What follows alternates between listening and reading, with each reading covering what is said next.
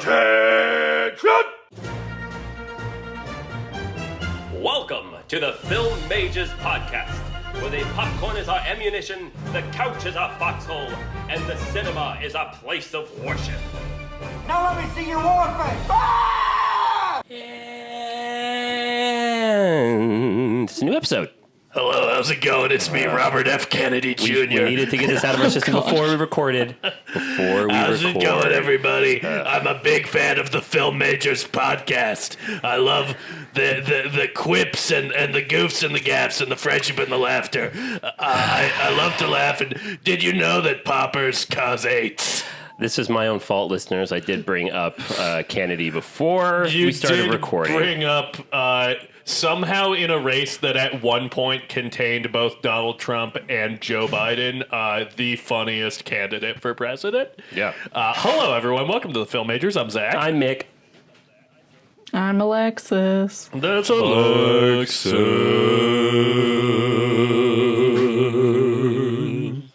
Wow. It's Alexis. You say Alexis and I say Alexis. Ugh. You have something right in between your two front teeth. I think it's mango. It's an aphrodisiac. It is black. Is it? Oh, it's an olive. There we go. Which is not an aphrodisiac. I found out the hard way. All right. What's going on?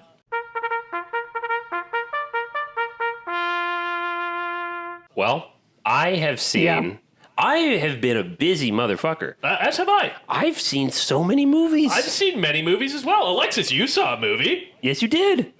I've seen like a few. Yeah. Wow. So, look with at all this. that said, let's talk about the play I watched. Yeah, how was I that? went to see some live theater. Boo. I went and saw... No, tell me more. Stage! Okay, I know we're not the theater majors, but I did see it because it was a on-stage adaptation of a film we've covered on this podcast. I went to go see Clue at the Amundsen Theater here in Los Angeles. And why was it not as good as a movie? Listen. My girlfriend, past and future guest, Sloan Pacquiao, artist named Sloan Golden, she really enjoyed it. She has seen the movie once. I have seen the movie so many times. And I think when I saw, Clue's on stage in LA, I was like, great. Because many times when I've watched Clue, I've been like, this just feels so much like a stage play. Like, it feels like a Neil Simon farce. But... the thing about watching a stage adaptation of Clue is that Christopher Lloyd is not in it. Madeline Kahn is not in it. Tim Curry is not in it. So no matter how good your cast of actors is, I've seen Clue so much that I cannot help but compare them to the cast of the film. And also, like... again, in the adaptation, you're kind of damned if you do, damned if you don't. Because, like, if you're just doing bits from the movie, it's like, oh, okay, well, I've seen these bits done better in the movie. But if you're, like, adding bits, I'm like, oh, well, that's not really as funny as the line from the 5-star hilarious film. Yeah. It wasn't all bad. I really liked how they...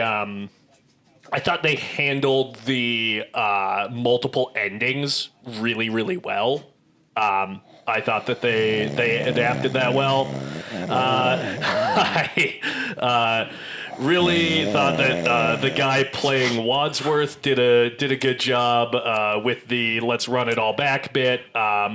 So, you know, if you want to go support some local LA theater, head to the Amundsen, watch Clue. I got pretty fucking cheap tickets. I didn't get very good seats, but I'm happy to have seen it. And if you haven't seen the film Clue and you want to go see the play, maybe go see the play first, you know, and then head home and watch the movie.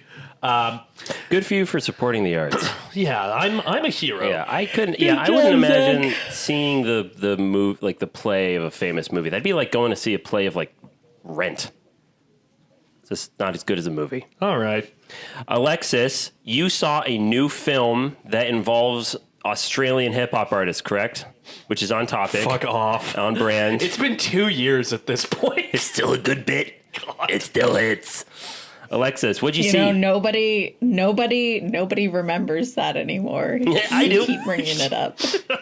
Only you. None of the listeners. None of them know this deep cut joke from I know, the one people are time listening I to tried this? to do an Irish recording? accent. I thought this was just a And that is, weekly in fact, Zoom why call we did. I do know accents on here, because the ongoing joke is that my Irish accent sounded Australian, and now I don't do any. So Thank you for providing context to the inside joke to the listeners that did not know what that was about. Thank you. Alexis, what did you see? yes, well, I saw 2024's Kneecap. I don't remember who directed it, but it let's is find out. based on a real band, rap group called Kneecap, from the north of Ireland. And yeah, I don't know. It was a hoot and a holler. I had like a lot of fun. This is like if North America has NWA's Straight Outta Compton, this is the Straight Outta Belfast, but it's LSD, lads snorting drugs. Nice. I Because do that love is that. what they do for half of the movie. Somebody like reviewed it on Letterboxd, and they were like, are we finally bringing back the movies that make drugs look cool? And I just love that. I love that. You know, there should be, you know, we have enough Train Spottings. We have enough Requiem for a Dream. You know, where's the ones where we're all having a blast on LSD and ketamine and MDMA and, you know, all these things. You need to watch Things Human that I Traffic. have absolutely... This means that I have absolutely no clue what they feel like or what they would be experiencing, and so, you know, like I would have no perspective. On this, but you know, from sources If you want to who find will out, not be come to my disclosed. house tonight. You want- From sources that will not be disclosed, I feel like it was a very fun representation of what being on drugs is like.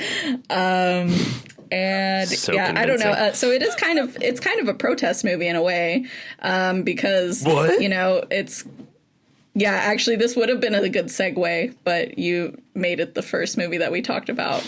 But it's fine. The cops are really shitty in it, and yeah, I don't know. Lads versus the Peelers. There was a very funny scene. Funny to me because I already knew the context of like the orange and the green. For other people who do not know, the orange represents the Protestants and the green, the Catholics. Do I have that right?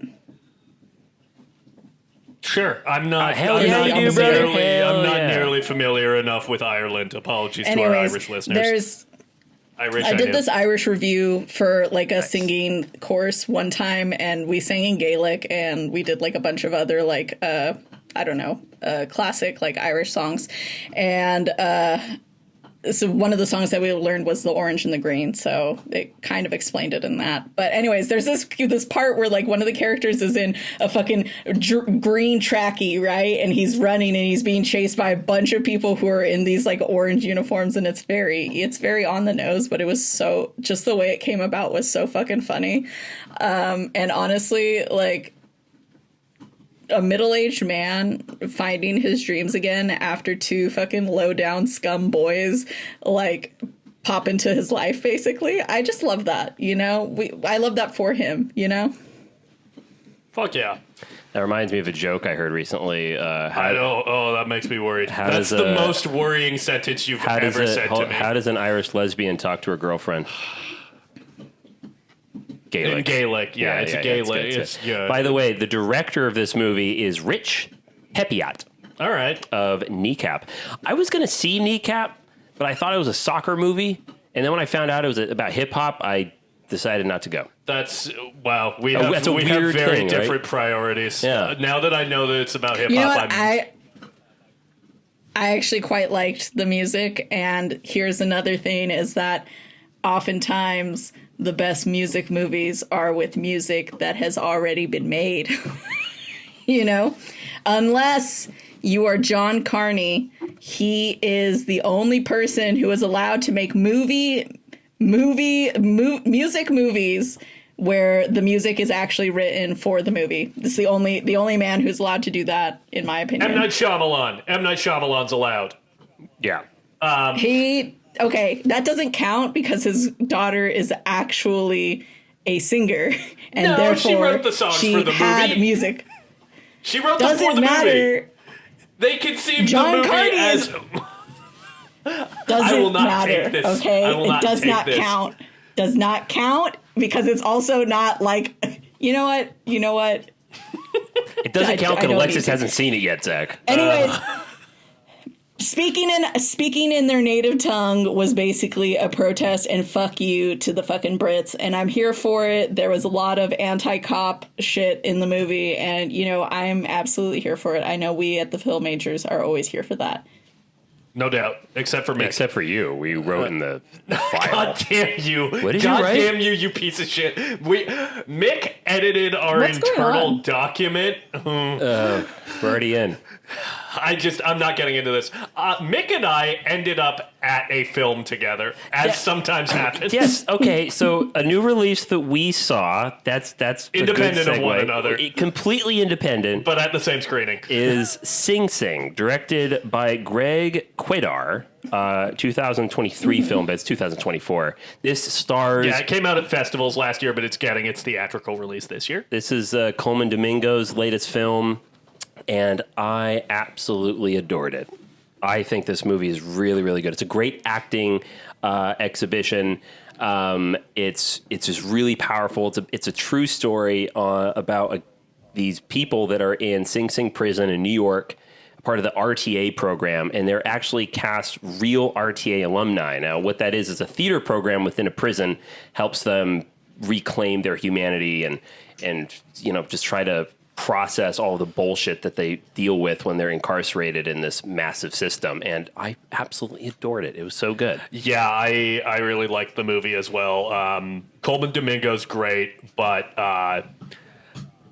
one, great script. I think that this is, an ideal sort of awards movie. I'm sure it will come up when the Oscars roll around. Give him his Oscar nom.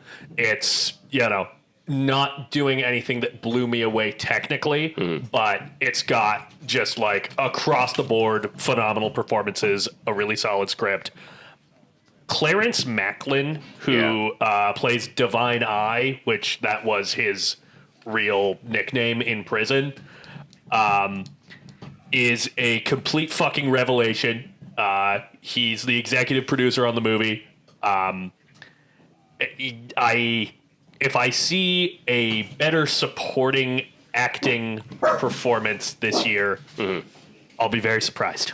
Yeah, he was so good. He kind of stole the show. He really In a did. way. He blew me fucking away.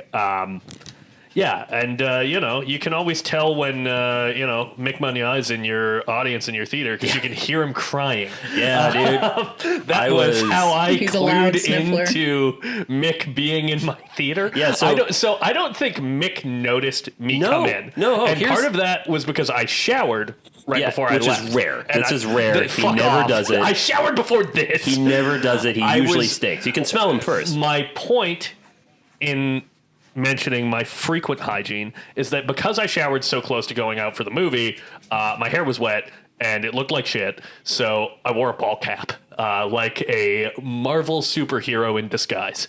And apparently I that thought it was works. Chris Evans. Yeah, he did, and you can tell because we have the same body.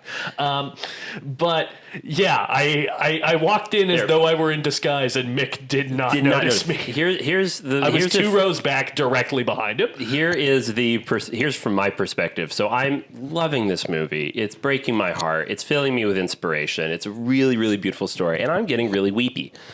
Completely working for me. And even at one point, my girlfriend kind of looks over at me and she's like, "Are you all right?" Because she cries, but not like me. No one does. No one cries like me. Except maybe Alexis. I could probably get paid for it. Yeah, I was about to say. And as the movie ends and the end credits are going, and it has this beautiful, uplifting ending that just felt so appropriate and so earned, and I'm just processing my emotions. And just right then, I hear someone go, So what did you think of the movie? And I didn't recognize, and you used that voice. He used the voice, and I didn't recognize him at Entirely first. accurate to how I said it. I thought there was just some random weirdo leaning over me. No, and it turned out there's a specific it was weirdo. a specific weirdo. It wasn't a random guy. It's me. So yeah, that was shocking. It's And our resident violating ghoul. everything. And the second time it's happened this year. Yeah, Because the it's- other time it happened was when we went to go rewatch. I saw the TV Globe. I knew you were going to be there, though. Oh yeah, you This did. was different. This was I a didn't full know surprise. you were lurking in the shadows during the showing of Sing Sing. He thinks I'm waiting in the shadows, but I am the Do you shadows. Do you remember that one time we both went to go watch Everything Everywhere Yes. All at Once separately? We went separately. Separately. Like, we didn't know either of us were going to go see it, and then we Yeah. ended up sitting right next to each other. Literally, our seats were right next to each other. And I remember I had looked at getting tickets maybe like 3 hours before then. I was like, yeah, that looks like a good seat. Oh, that's taken. I'll just get this one. I don't know the exact population of Los Angeles, but yeah, in this vast mega metropolis, I somehow cannot escape my co-hosts Alexis or Zach at most of the screenings I go to.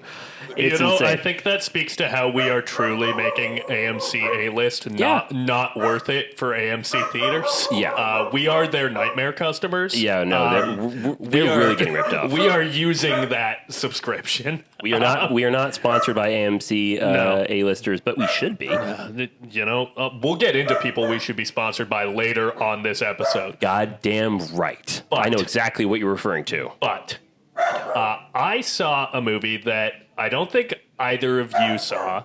I went to see the new Blake Lively joint, It Ends With yeah. Us, directed by Justin Baldoni. Not seen How was it, that?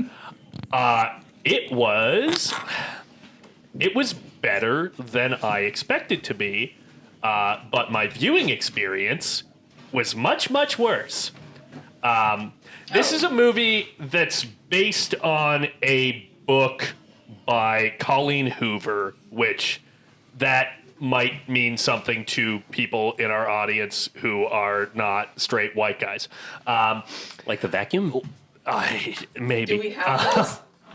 My girlfriend knew who Colleen Hoover was. I think she is generally considered to be kind of a pulp romance novelist. And this movie is about a woman who grew up in an abusive household who meets this handsome neurosurgeon guy and falls in love with him, and they get in a relationship, which eventually turns abusive. And in terms of the movie, I think it actually does a pretty interesting thing in that it uses the conventions of like romantic melodrama to sort of set you up to think that you are watching a movie that's much more like, oh, is she going to be able to make it work with this guy, or is this guy from her past going to come back? And it was marketed like that a little bit, too. And that's not in there, Right. But the focus of the movie is much more on the ramifications of being in an abusive relationship. I would hope so. And I think really does use those genre conventions to throw you off and put you in the perspective of someone who's missing red flags. That's clever. I genuinely, I don't think that's cool. I don't think it's a great movie. I think there was a lot of messy stuff in there. There's one line early on where I was like, "Is this movie going to be a piece of shit?" But I think broadly it deserves to be taken seriously. You know who wasn't taking it So- seriously was the fucking audience. Oh, really? The rudest movie theater audience I have ever been in. So many people on their phones, so many people filming it, and Sloan... Really? Yeah. Sloan was like, oh, this is probably why I keep seeing clips of this movie on TikTok. There were two rows in front of me who were on their phones the entire time. I said, could you turn your phone off, please? During the same voice he hit me with. No, I did it nicer because I didn't want to scare people. I Did you did want like to the scare people. movie? No, maybe you should have scared them. Maybe I should. I talked to them after the screening. Hit him with your Kennedy voice. That's how fucking mad I was. is I talked to these girls who were definitely like 16 after the screening of this movie. My girlfriend started the conversation, which I think was probably for the best.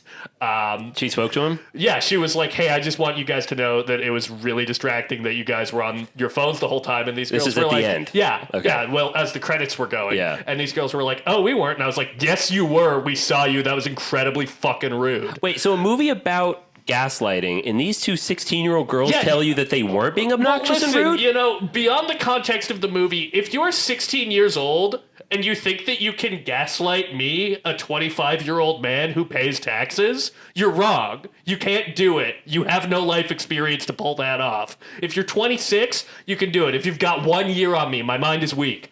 But if you're 16, you can't pull that shit off. I exploit it often, yes. So yeah, if you're the 1% of our audience that's under 18, don't be on your phone at the fucking movies. Yeah.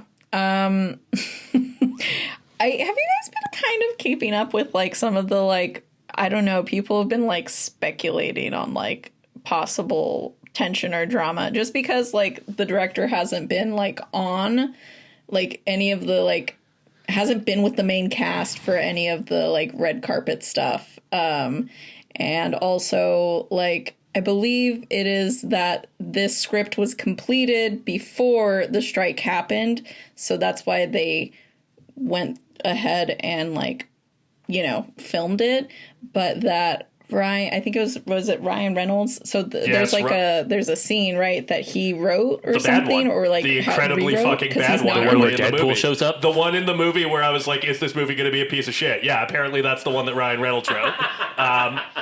I didn't know that was the one that he wrote, but I brought that up to Sloan, That's and the- she was the one like, on oh the yeah, rooftop, apparently. Yeah, that scene is awful. Listen, there's a lot of like drama speculation about this movie. That's funny. There's been a lot of like, And the the guy- director who also plays the abusive guy. Oh, really? He apparently largely impressed for this movie has been like, this is a movie about victims of abuse, and like I hope that if someone sees this movie and sees themselves in it, then they get Right. out. This is how I've heard this characterized from outside parties who are on TikTok and watching these things. Apparently, Blake Lively has been using the press cycle of this movie to promote her hair care product, which, you know, as part of the Ryan Reynolds industrial complex would not surprise me. But that we've gone far afield from the fact that I thought this movie was better than I was maybe giving it credit for going in. I had seen nothing about it. I had been given the description and seen the poster and was somewhat trepidatious, and I was So pleasantly your surprised. expectations were low. My expectations were low, and I think it's worth your time. I think that it's worth your time, and it's worth discussing. I think it is. It's a movie that's using genre to explore real world issues in an interesting way. Wow. Watch it. Go Okay. and watch it. It's not the other like quote unquote chick flick movie adapted from a book that people have said is kind of bad that I watched this year. The Idea of You, Right. a movie that is kind of bad. Okay. This I think gotta check that out. That is- sounds interesting. Yeah, I think it's decent. I think it is worth your time. So Alexis, it is have you better s- than the idea of you. It was. Alexis, have you seen anything else recently? Yes, I've also recently watched Let the Right One In, 2007 Swedish movie, I believe. Oh, nice. Oh, I've never seen that. Yeah, that's a good. I like that movie. Okay, I haven't so seen that in years. there was like a posting thing on like Instagram that was like, you know, cross off every horror movie that you've seen, and that was one that like I hadn't seen before. So one of my friends was like, "Oh, like let's get together and like we can all watch that." And I was like, "Yeah, let's do that." So we made some peach bourbon smashes and did a little drinking game to the movie. Drink anytime there's blood, drink anytime you see somebody in a window, and drink every time there is a kick-in Swedish sweater. So you're drinking Hell yeah! pretty often, actually. Oh yeah, you're getting hammered on that rule. Fuck yeah! And yeah, so I knew that the movie wasn't going to be like frightening necessarily, that it was more just like a vampire type of piece. So I knew that like going into it, but I didn't know that it was basically grooming, but make it art house. Nick, like, put your eyebrows I down. feel like, Hold on. Did you say vampires? God. yes, vampires. Do you ever just think that like vampires, since they've been alive so long, that maybe they shouldn't be like making friends with people that are arguably just barely starting their lives and probably like I'm sorry. don't know to not like form attachments to them. I think you're shouldn't. fucking crazy. Are you Jacob from the Twilight franchise? Well, if I am, I'm the most hated woman on earth.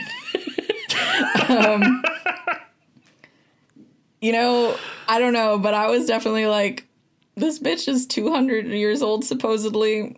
And it just kind of felt like she was, I don't know, you guys should watch it. It's definitely a very good movie. And Hoyte van Hoytema he's the director of photography for that.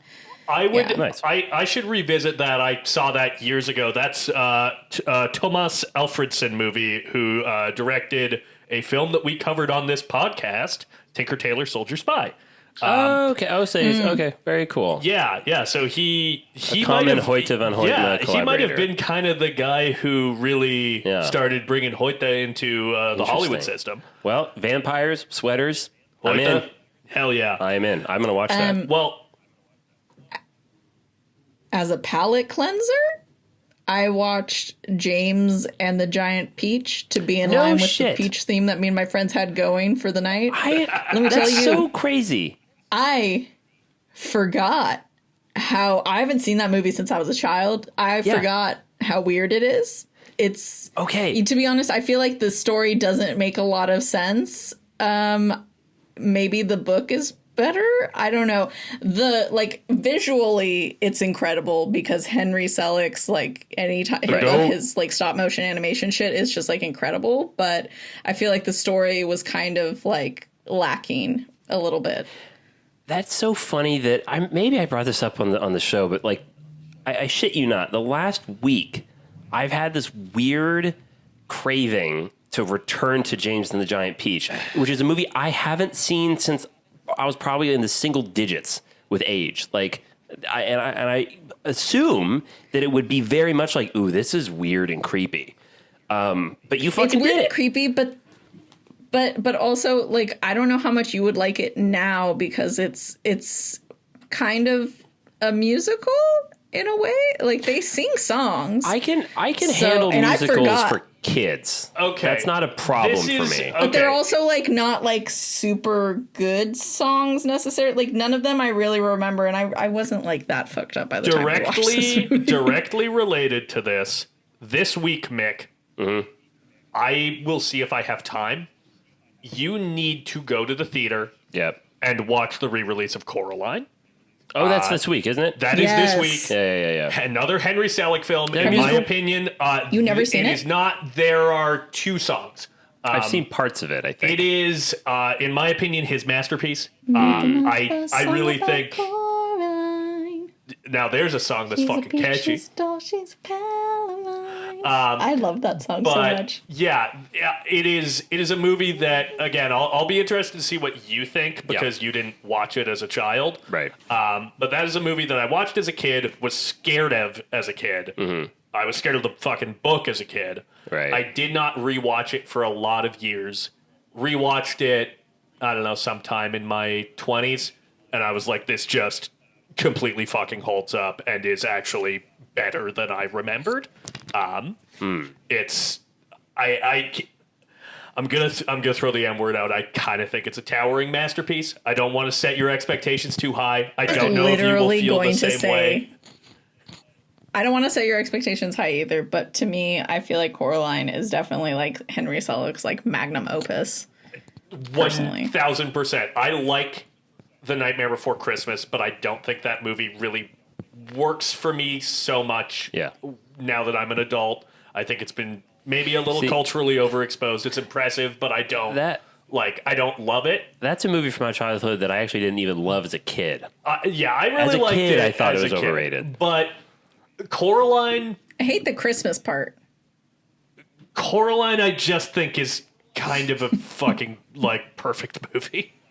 Yeah, I'll have to It's- check it is out. Yeah. Spellbinding. Yeah, I'm glad that both of you, didn't overhype that at all. Yeah, I didn't go You deep. guys did not Absolutely set not. my expectations high in the slightest. I It's just a wouldn't Cold say Stone that if you masterpiece. come back and rate it like 4 stars, like under 4 stars, that I won't hunt you down and pluck your eyes out because you clearly don't need them. Damn. I would never say that. Here's what I'll say to temper it slightly. I think, regardless of what you think of the story of Yeah. Coraline when you see it, if you cannot recognize the like magnificent craft on display, then you might need to lose your eyeballs. I'm sure I I think the do thing is like that- stop motion, so Yeah. I'll probably pick up on that at least. I mean, that was the first movie that Henry Selick did with Leica Studios, right? That was I the just first think that Leica Leica Studios Studios- movie. I just think that Leica Studios has just been doing what needed to be done with stop motion in the past like 2 decades, and that we're all very lucky to be able to see the movies that they've been creating. And Henry Selick is the perfect person to have partnered with Leica Studios. Go back and listen to our Kubo and the Two Strings episode. Mick and I saw another new release separate from one another. Speaking of expectations, this is a movie that I have long been looking forward to. Cuckoo. Cuckoo. We saw Cuckoo, which is directed by Tillman Singer, a director I haven't seen any of his stuff before. Yes, I watched Cuckoo this morning. Oh, okay. Is it Yeah. cuckoo or is it cuckoo? Cuckoo, like the cuckoo like bird. like the bird. But yeah, this stars Dan Hunter- Stevens and Hunter Hunter Schafer, and Jessica Henwick as well. Jessica Henwick, Martin Kosakas. Interesting. The guy from Lord of the Rings who plays one of the elves. Okay. But I saw it at the Vista on 35mm film, glorious film, and apparently it's the only film print that they made for that movie. Oh, that wow. they have, because it's not on film at all, which is crazy to me, because seeing that on film was, if there's a movie that just feels like it should have been shot on it, it's that Let movie. me tell you, It having looks watched so it good. digital, I kind of felt like it was shot on film. Like Yeah. I didn't know. Yeah. They did a good job achieving a filmic look. So I don't know about you, Zach, but I'll try to have this be a non-spoiler review, because Alexis, I'm assuming you want to see it because you love Hunter Schafer and it looks like a good movie. Yes. I liked it.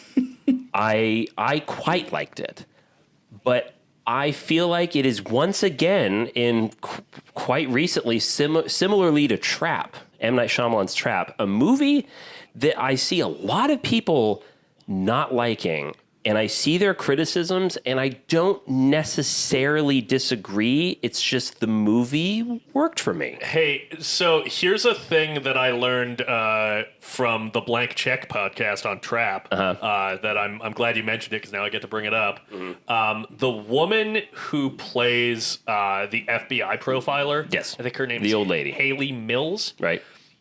She's the little girl from the original Parent Trap in the 60s. I haven't seen that movie. M. Night Shyamalan like the cast one- her in a role where she traps a parent. That's dope. That is That's some pretty dad fucking humor. And I knew this, and I didn't. Credit to the guys on the Blank Check podcast. Yeah. I didn't put that together until they mentioned it. And that almost makes me want to bump Trap up a half a star. I did. Yeah. The more I think about that movie, It's good. Trap I is like good. Trap. Good. It's in my Trap, in my top 10. Trap pretty good. Mick, that's a brave take, and I respect you for it. But yes, Cuckoo. I agree. Yeah. I think I liked it similarly to Trap as well. It's Yeah. floating. I think Trap is sitting at my number 11 of the year right now. This is sitting at my number 12. The highest compliment I can bestow upon this film. As soon as I saw this movie, same thing. Alexis, Cuckoo got A Cure for Wellness vibes. This would be a great double Cuckoo. feature. Oh, Cuckoo Really good double is, feature with. We have a cure for wellness at home. Yeah. It's got the Swiss Alps. It's got a British actor playing a sinister German. Dan Stevens. Yes, who it's like, I wonder if this guy is bad based on the million funny. cryptic things that he's saying. Yeah. It's got like an evil medical center. It is not plot heard about the wise. cure? It is not they are you. It is not plot wise similar to A Cure for Wellness, really. Wait, no, it has a fucking car accident. Yeah. Oh my god. Yeah, no, this is a sister film to A Cure for Wellness for sure. I thought the same thing as I was watching it because So- also, like A Cure for Wellness, this movie is gorgeous. Yes. It's anachronisms of a different like mid-century architecture and props and cars in a modern film. Yeah. Super cool. Yeah, I think that unlike A Cure for Wellness, when you get to the reveal of this film, when its mystery is solved, I liked where the movie ended up. Same. I liked how it tied into the title of the film. I kind of wished we had explored the apparatus in which these things happened Yes. a little more. I don't know that I needed everything like totally explained. Yeah. And I was fine with a level of ambiguity. I don't think the ambiguity like made it so that I was like, oh, this doesn't make any sense. It doesn't work. It didn't hinder my I was just enjoyment. like, if anything, I'm interested in what you've shown me at the end of this film. Right. I want to know more. Yes. I think knowing a little more would enhance my viewing experience. Yeah. I think we are on the exact same page with this movie. I think if they had given us... It's almost hard. It's funny I said this is like a non-spoiler review. It's almost kind of hard to spoil this movie because in some ways this movie throws a lot at you and supposes a lot, but then doesn't answer quite a bit. It answers some stuff, but there's a lot. You're left without getting a real concrete why from our villain character, which is interesting because our villain character is very much a kind of guy. Yeah, and yet he's we never, twirling that mustache. Yeah, which is, never- by the way, great mustache. we never really get the and here's why I am doing what I'm doing, which is kind of odd, but I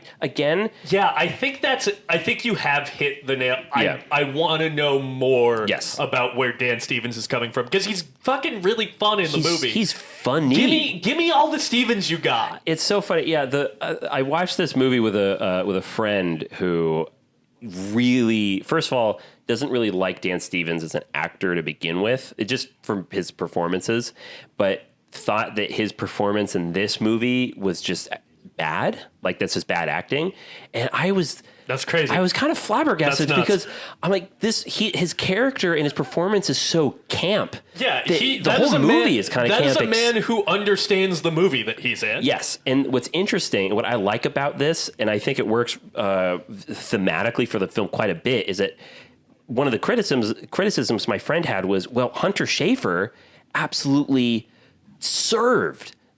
delivered such a great, real, raw performance that it makes Dan Stevens completely out of touch with everything. Yeah, But because Hunter Schafer's our anchor. Exactly. I said Hunter Schafer... Dan Stevens is the color. Hunter Schafer's character is the one rational human being. It's the audience's surrogate that is going, guys, I feel like I'm taking crazy pills. You're all crazy. Yeah. Everything about this is wrong. Hunter Schafer's delivery of, that's a fucking odd way to put it. Yeah, it's I think it works perfectly for the film is that Dan Stevens, and not just him, I mean, there are other, his goons, like there's a whole bunch of people that are a part of the evil apparatus. It's such a... Yeah, it's like if Dane DeHaan weird- was normal in A Cure for Wellness. Yeah. It's like if we had one normal guy instead of all freaks. It's this weird offbeat camp Euro horror vibe happening, and then you have Hunter Schafer, who's acting the fuck out of this movie, who, oh my god, film star, hello. She's so good in this movie. I wanna bestow some compliments because we've been talking about actors, we've been talking about the plot. Before we, start wrapping up this incredibly long What's Going On segment, I have to praise the hair, makeup, and costuming team. Yeah. Because there's a moment in Evil Dead 2 where Bruce Campbell like pops out of the basement after he's been fighting like the witch down there, and his sleeve of his shirt has been torn off, his chest is exposed, he's got a cut on his cheek that like perfectly accentuates his jawline, he's got grime on him. He is the pinnacle of badass horror hero who is fucked up in a way that's hot. Yeah, it's got sexy blood. Hunter Schafer is rocking some sexy blood at the end between the like headbands, her bandages that's on her forehead, her cast that has like part of her arm exposed out of her jacket, the all kinds of sexy blood and grime on her face. That is about as good as I've seen a horror protagonist look. Yeah. At the end of a movie ever. Yeah. So kudos to those departments. It is pretty iconic. Yeah. To wrap this up, I just thought it was really entertaining. I do think that I wanted a little bit more of the why. I think it could have gone a little farther with explaining itself a bit. And I think it could have gone further with the imagery. I think we could have gotten more fucked up. Having said that, though, beautiful film, absolutely gorgeous, great soundtrack, and I just found it so entertaining. It's scary and it's funny. It's kind of everything I want in a horror film. It's good times. So I know this is a long What's Going On, but I saw 2 other horror movies that are from this year that I will make it quick. I saw Exuma, the new Korean horror film starring a film major's favorite, Choi Min-sik from Old Boy. Oh, fuck yeah. Handsome fella. He plays a geomancer, which is someone that kind of deals with spirits, but in a geography sort of way. It's very fascinating. They explain it a lot better in the movie, but this movie is wild. It's almost like 2 stories for the price of 1, because you get your standard ghost story in the first half that then brings you into this demonology of the second half. And let me tell you, I have had probably the most distinctive oh shit moment of any movie I've seen this year than with Exuma. Fuck yeah. It has a reveal in it that is insane. It throws so many ideas at you at the end that I think it gets a little messy, and it's almost in a way it's just kind of hard to keep track of all of the intricacies, the ins and outs, and the threads of everything. I think it could have been a little neater. That's kind of why it's not a 4.5 for me. I kept it at a solid 4. But if you are a horror fan, and if you are a fan of Korean cinema, you have to check out Exuma. It's a really good movie, but please do not do what I did and watch it alone in your house with no lights on except for a candle. That was a mistake, and it's the most creeped out I've been watching a movie that actually considered pausing it and turning on all the lights. I didn't, but I thought about it. Fuck yeah. Then I today watched Arcadian, which is the Nicolas Cage post-apocalypse movie that is exceedingly average, almost dull, but has some of the most interesting horror movie monsters I've seen in a long time. Fuck yeah. And let's just, as I put in my review, have either of you ever watched a horror movie that has hordes of monsters and you've thought to yourself, why don't they all interconnect their bodies and wrap themselves up into a giant monster wheel and roll around every time for better efficiency and speed? Well, let me tell you, you should watch Arcadian, because very, very weird choice. If you like monster movies, check it out just for the hell of it. Not a good movie, but really interesting monster design. And then finally, I watched Hundreds of Beavers. It's all right.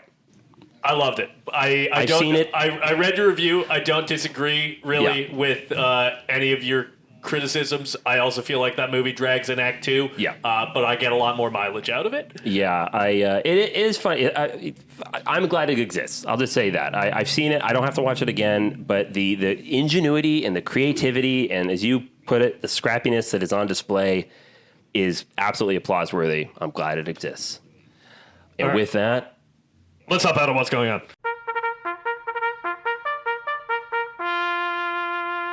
And we're back. Great. We're back. Yay! Ugh. It's it Australian dodged. Cinema Month. Oh, crikey, mate. Is it Australian cinema? It's Is it? Australia, it's New Zealand, it's Oceania, and we're into our big I thought it was called topic. Australia? No, What's our goddamn big topic? Australasia. You son of a bitch. Isn't it? You goddamn son of a bitch. So, You pick a big topic. our big topic today, to go with our big movie of the day that is on the marquee, is what are some favorite social justice and or protest films that we love to just sit down to, cuddle up, and just have good thoughts and feelings? Well, that's not really a thing, because when you watch protest movies of social justice, you're usually angry, which plays into the movie that we're talking about today. But does anyone have any social justice or protest films that they'd like to talk about? I have one. If I may kick the old ball at the hill here. Have either of you seen Ava DuVernay's Selma? Yeah. You don't like that movie? No, it's a good movie. Yeah, I've What seen are you that. talking about? That movie, I'll tell you what, I you- saw that. Huh? Have you heard her episode on Team Deacons? Have you heard her episode on Team Deacons? No, I didn't know that she was interviewed. That's cool. I'll check it out. She talks quite extensively about the making of Selma and like everything that went into it. And I think if you listen to the episode, then I feel like you'll appreciate the movie like even more, to be honest. So, I have a question. Are these films that are about social justice and protest, or films that function as a protest? I'd say either. Okay. Yeah. But yeah, I remember I watched Selma during the George Floyd protests, and during that climate, we all remember that. Watching that movie absolutely brought me to fucking tears. Holy shit. Hard movie to watch. And the way it opens Yeah, I've got to rewatch that. I haven't seen that since I with watched the it in church theaters. bombing is such a fucking hard way to open the film. And I knew immediately that, like, you know, oftentimes when we get movies that represent actual events that happened in history that tend to swing the way of social justice, that we now realize, you know, they were on the right side of history, and the people that were oppressing them or were against them were on the wrong side of history, can oftentimes be shown through rose-tinted glasses, which, you know, isn't a bad thing. I think we should look at those things of heroism and bravery with fondness and perhaps a rose-tinted lens. But when I watch Selma, and it opens the way it does with the killing of those girls when that church was bombed by the white supremacists, I knew that this was not going to be one of those movies that hold the audience's hand, that wasn't going to show this through its, you know, probably the way that you'd expect a movie about this to be done in the 90s. I liked how curt that film was, and the performances are fantastic. But yeah, that's just a hard fucking movie to watch. But one of my favorite protest movies. Well, I'll go with one film that functioned as protest and one film that's about protest. I think, you know, one of the great films that functioned as a protest was The Great Dictator. Hell yeah. Protesting the rise of the Nazis in Europe, Charlie Chaplin. Also protesting, you know, America's lack of concern with that. Powerful movie. And then a film about a protest movement that... if the director were not straight, I would have picked this year for Queer Cinema Month, quite frankly. Not that I don't love I Saw the TV Glow, I do, but I don't know when else I'm going to talk about this movie, and that is a movie called Pride. Oh, okay. Have you ever seen Pride? No. Pride is about the National Union of Mine Workers in Ireland. Is it in Ireland or is it in? No, it's in England. Wales. Yeah. maybe Northern Ireland. Anyways, in the UK, there are some Irish folk in it, but the National Union of Mine Workers is on strike in the 80s, and the Gay Pride March in London decides to raise money to support the mine workers. And it's a movie about how the Labour Party in the UK enshrined into its bylaws support of gay rights through all of these queer activists coming out to support Labour. And it's a great movie about how marginalized groups and labor have common interest because people who are marginalized are usually fucking workers. So, it's a great movie. I'll have to watch that. I really love it. It's got Andrew Scott in it. What year did it come out? 2014. Oh, it's a recent movie. Yeah, Okay. really good watch. Okay. Alexis? Well, a movie that is kind of about protest movement, I guess, would be A Taxi Driver. Right? Mick, you have also seen Taxi this Driver. movie. A Does this Taxi count? Driver. I was thinking of Scorsese's. I was trying to No, square Taxi no, that's Driver. just the Taxi Korean Driver. film. The Korean film, A That's Taxi more Driver. the about Korean a, film. more about Absolutely. a loner who tries to kill a politician, which is a form of protest. No, Alexis, I would absolutely classify that as a protest film. Yeah, I mean, I think what Great is the movie, most too. powerful for me about the film is, number one, showing how, well, obviously scary it is for people to be trapped by their government. But I think what is really an important takeaway is like the dehumanization of people in protest by the government.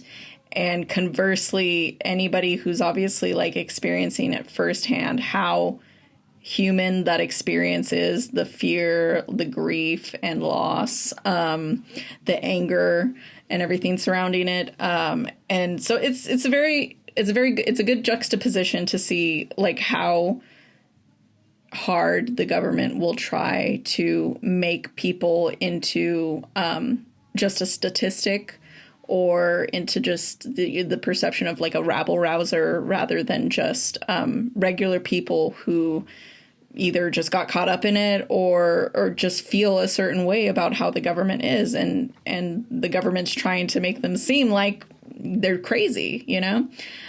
Which is... The government just gaslights the people. I think a phenomenal place to transition into our film for the day, which was Alexis's pick, and that is MURU, or The Raid, which is a 2022 New Zealand action thriller directed by Tearepa Kahi and starring Cliff Curtis. Here's the description. Police Sergeant Toaharu is forced to choose between his job and his people when the government pulls off an armed raid in his Rutaki community. I probably butchered several of those pronunciations, but I powered through, and I'm sorry. So, Alexis, had you seen this film before you picked it, and why'd you pick it? What's your relationship? I had not seen this film before I picked it, and I picked it because I looked at a list of a bunch of Australian and New Zealand movies, and I decided that maybe we should do one that's actually serious and like What the hell are you talking about? Some of the issues that the indigenous cultures face, and to also do one that is specifically by a brown person. So, you know, just a thought. But What'd you think of the film?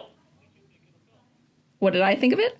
You know, I liked it. I know that it's like it's only based on like true events, but it's not like a reenactment of what happened. But I mean, fuck if it's not just a story that we've heard a bunch of different ways by now, you know, of like government overextending power in indigenous communities, you know, so. Yeah, I found it interesting that this movie, as the opening text of the film basically says, this film is not a recreation, it is a response to the 2007 anti-terror raids on Tuho peoples in New Zealand. I found it interesting that those were sparked by legislation passed in New Zealand after 9/11, and it's like, crazy how anti-terror legislation that, became so commonplace in the U.S., like, really did sneak its fucking nasty tendrils across the globe and affect a lot of different countries. But yeah, this was my first watch of this movie as well. I think that, Alexis, you are right on the money in that this is a good pick for Oceania Cinema Month in the sense that it has us actually grappling with some real-world issues that affect people in New Zealand. In terms of a movie, I felt kind of similarly to how I felt about And Then We Danced, where I'm like, I've learned a lot about something that not a lot, but I've learned something about a culture that I did not know much about. But I wasn't I was more engaged in this movie than I was in And Then We Danced, but I did not connect to it strongly. But I am glad I watched it. And those are my initial thoughts. Okay. I realize now that listening to the both of yous, this is a movie that none of us had seen before. Look at that. We're doing it again. We expanding the horizons. And it's interesting. First of all, I knew nothing about this conflict specifically. And was pretty fascinating to learn about.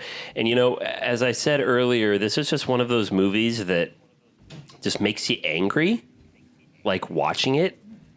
You just kind of get riled up. It reminded me a bit of another movie that we covered on this podcast, Spotlight, which is a movie that I really like, but I always forget that when I watch it, I just get fucking pissed off. Yeah, because it's time, Robbie. There it is. We gotta nail these scumbags. It could have been you. It could have been me. It could have been any of us. We gotta show them that nobody can get away with this. Not a priest? Or a cardinal? Or a friggin' Or a friggin' pope! You set him up and they knock it down. You brought it up, not me. did. This is your fault. So, MURU. So true. MURU. So this movie, it's interesting, Zach, that you said that this is a movie that's like since And Then We Danced is a movie that you're glad you saw, but as a film, you weren't super hooked by it. I kind of had the opposite of you, where I was more hooked by And Then We Danced than this movie. I kind of struggled with MURU a little bit, if I'm being honest with you, simply by virtue of, I think this could make some interesting conversation because on the one hand, there are a lot of movies that are about historical events, which is what this is. And this is more of a contemporary historical event because this happened in 2007. Right? Yes, the raids that it's loosely inspired by happened in 2007. Happened in 2007. And oftentimes I watch a movie that is about, it's a nonfiction film. It's a narrative, but it's about something that actually happened. It's portraying true events. And I go, wow, that's one hell of a fucking story. And then you're so into it that you look up what actually happened and you realize, they took creative liberty here, they took creative liberty there. And those movies don't really advertise themselves as being, they do like based on a true story, and then you run with it. And then a lot of times, sometimes you just take it at their word. And then you find out, that's not exactly how it happened. But that doesn't make me dislike fucking Christopher Nolan's Dunkirk any less. Really, it's still a strong movie. It's still really good, and it's okay that it's not, beholden to fact all the way through, even if it's portraying something that is important to society and the common man. And this movie is no different in that sense. That this is a movie that I'm not going to say fast and loose with the facts, because there's a term that I was talking to you, Zach, about before we started recording. The writers of the movie Braveheart said which is often derided and criticized for not being historically accurate at all. They had a saying when writing the film Braveheart. They had a saying that don't let facts get in the way of a good story. And I can respect that, because there's also a lot of, there's emotional truth within certain liberties that you take. This movie, I am not going to criticize it for making up things in its story, because if I did that with this film, I would have to do it with every goddamn movie that depicts real life events and doesn't get it exactly right. And that's okay. The problem, though, for me with MURU is that as a film, it's it's exceedingly average. It's interesting that they approached this story through an action thriller subgenre as opposed to a drama. And I think this movie itself, the material, the actual story, would fit better in a drama than an action drama. The action bits didn't, I don't know. It kind of felt like this movie was struggling to figure out what it wanted to be. It obviously wants to be a protest film, but it wants to be a cool protest film. Like, it has shootouts and it has this kind of action. And I don't know if I liked that. I think part of my problem with the movie was that, you know how like in RRR everybody's like a goon, Well, it was like so weird because it was like, I feel like all of the cop characters in the raid were just very, I don't know, like one-dimensional, like really seen only in one way. And I don't know, it felt very black and white in a way that I'm not certain is the most powerful way to deliver it, I guess. I know that Gallagher is like by the book kind of cop, and he kind of comes around to their side at the end, but in general it just kind of felt like I don't know how to say, I don't know how to put it into words. Like it made them less interesting, It just made them feel almost like schlocky, like action cops that are in a movie that's supposed to be more serious in a way. So this maybe that's speaks kind of to this maybe speaks to you guys being like smarter people than me, which is almost never the case. But I think I agree that I think this movie is like a jack of two trades, but a master of neither. Right. Where on the one hand, it wants to be this more sober drama about how the National Police Force of New Zealand treats the indigenous population. And on the other hand, it wants to be this action thriller about the resistance to a fascist crackdown from that police force. I want to see the second version, personally. Really? Yeah, because, and this is my thing. When you were talking about, I looked up this event, and this is really not that similar to what actually happened. Mm-hmm. I didn't think this movie was going to be similar to what actually happened, because it opens with this horrible action that the New Zealand police force took against our community. This is not a recreation, it's a response. Mm-hmm. make the movie a fucking response then. Like, Yeah. go further in depicting your fascist cops as, like, don't give me the guy who was Ben in It Chapter 2 having a change of heart. Make him a bastard and make him pay.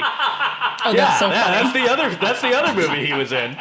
I couldn't figure out why Holy he was shit. so familiar in a way. That's who that is. That's funny. Yeah, and I kind of wondered why That's I crazy. didn't really like him in It Chapter 2, and now I'm like, oh, it's because he has asshole cop face. It's not his fault. Wow. He's a cab. He was assigned cop at birth. He just has Interesting. cop face. Yeah. Here's the thing: is I don't disagree with you in the sense Did that you if you're just gonna come up with that? No, I did not. That's a term, but I love it. if you're gonna take creative liberties, but you're gonna play around in genre, why not just fucking run with it? Exactly. And I see that, but my thing is, I still disagree that they should approach this through the action genre. Not because I think it's unethical or a poor way of going about it and it's insensitive. I just think that I just don't know if this story fits that, because all of the action is from the perspective of the cops. Yeah, I wanted to see him get got more. When he got But pushed no, out of no, the no, helicopter, no. I was like, finally. No, I mean, like, the siege is on the part of there's no action happening for our heroes. They're just running from bullets, and they're not even armed, really. They have, like, some sidearms and a broom, but there's no... this isn't begging to get an action treatment. You know what I mean? It's like, look, I think it's begging a little. I see what you love- mean, but I don't recommend I it. love like movies that are anti-fascist, that are against fascist cops, especially. And it's, if you do that in a action lens, that's great. I mean, John Carpenter has done that too. It's fantastic. But this story specifically, like, if this is not a recreation, this is a response, then it just, I don't know. I'm just like, what are you trying to be? And it doesn't seem to be doing anything exceedingly well. Granted, Okay, so I have two separate things. One thing that I kind of want to present maybe as a question to you guys is, so when Rusty is suspected of having shot that one cop, did you guys think that he had shot the cop? No. and no. No, you guys I didn't did think he had shot the think cop? that I did think that we were about to see a cop shoot a dog, though, because cops love to do that. I did at least too. in America. I did. I really also thought you think had set that, yourself and up. I was same. I thought I had to, and I was gearing up to be upset. I almost And dunked then, on myself. And then the cop died instead, and I was like, yeah. No, I don't know. I don't know if maybe, I mean, I feel like that has to be like a specific choice, right? To like maybe lead the audience into asking the question of like, well, maybe he's asking for it, You know how like You mean the Rusty? media will spin, yeah, like, how like the media will spin like, well, if they didn't want to be treated as a criminal, they shouldn't have done something criminal, Yeah.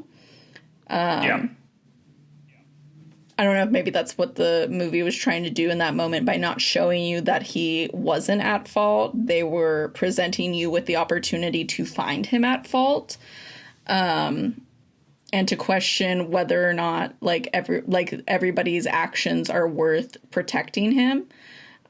Which I think that's the other thing that I found was the thing that I think the movie did the best, which was presenting the community as a community, and very, tight-knit, caring, and very at odds with any sort of like institution, because everything is take care of each other, not relying on the institutions to take care of you or anything, but relying on each other to get you out of trouble, to get your health shit, your advice, everything comes from within the community. They take care of their own, and they don't need anybody from the outside to do that.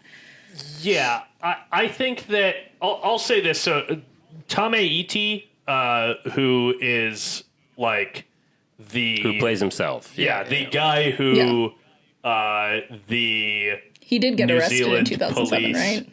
Yeah, he was arrested in the actual raids, and he's the guy who the oh my god, the New Zealand National Police, whose name I am forgetting what the acronym is, but he was involved as an executive producer of this movie, and has said that this movie is supposed to be an artistic response to 200 years of police oppression towards the Maori people.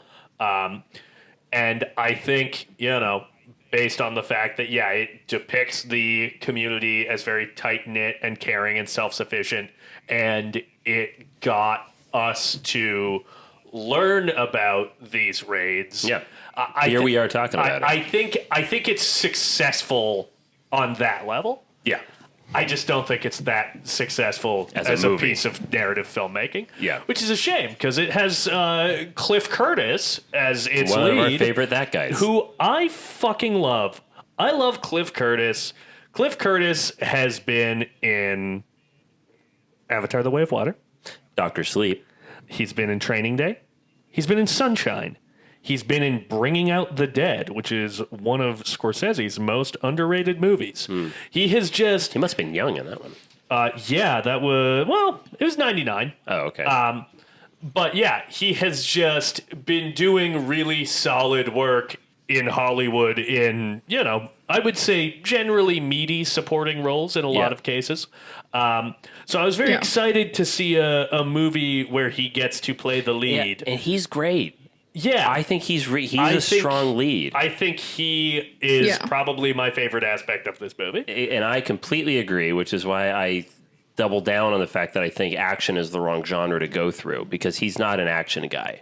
I do think that he would lead this as a very, very good drama. I think he'd lead it as a good action movie, too. He's been in both the Meg movies and Fast and Furious Hobbs and Shaw. He's got action chops. I don't know if that's What I have to think about, that's a point.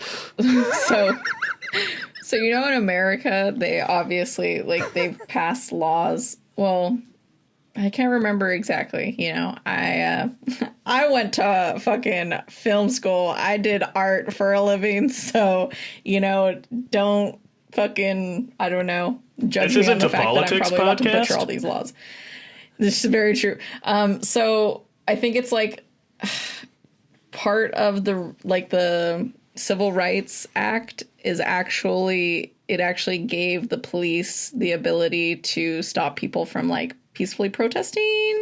Correct me if I'm wrong. There's something in there that kind of made that easier for cops to get people to not do that. Anyways, doesn't matter. In the U.S., you basically can be charged as a domestic terrorist just by protesting these days. And so I think it's very interesting to obviously just watch people who have been obviously oppressed for a long time, and just kind of have out the shit in their usual kind of gathering, they're saying things that they obviously don't think that people are listening to, and having people who outside of that community almost purposefully misunderstand them.